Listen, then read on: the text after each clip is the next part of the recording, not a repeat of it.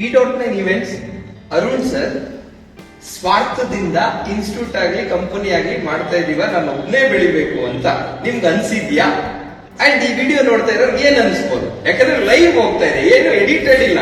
Edit ಆದ್ರೆ edit ಮಾಡ್ಬೋದು, ಇದು ಎಡಿಟೇ ಮಾಡಕ್ಕಾಗಲ್ಲ. ಹಾಗಾಗಿ ಸರ್ ಇಲ್ಲ ಸರ್, ಯಾವುದೇ ಕಾರಣಕ್ಕೂ ಒಬ್ಬ ಮನುಷ್ಯ ಬೆಳೀತಿದ್ದಾನೆ ಅಂತ ಅಂದ್ರೆ ನೀವು ಬೆಳೀತೀರಾ, ಓಕೆ, ಈಗ ನಮ್ಮನ್ನು ಬೆಳೆಸ್ತಿದ್ದೀರಾ ಅಂತ ಅಂದ್ರೆ ಅದ್ರ ಸ್ವಾರ್ಥ ಕಾಣಿಸುತ್ತೆ,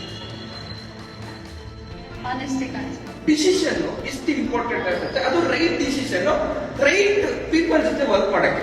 ಮುಂದೆ ಹೋಗ್ತೀವಿ ಅಂತ ಅಂದ್ರೂ ನನಗೆ ಇವೆಂಟ್ಸ್ ಮಾಡಬೇಕು ಅಂತ ಇದ್ರೆ ಓಕೆ, ನನ್ನ ಡಿಸಿಷನ್ ಬೇಕು, ನಾನು ಮಾಡ್ತೀನ ಇದನ್ನ, ನನ್ನ ಕೈಲಿ ಆಗುತ್ತಾ, ಕನ್ಫ್ಯೂಷನ್ ಇರ್ತದೆ. ಮೇನ್ ಎಲ್ಲರೂ ಕನ್ಫ್ಯೂಷನ್ ಬರಬಾರ್ದು.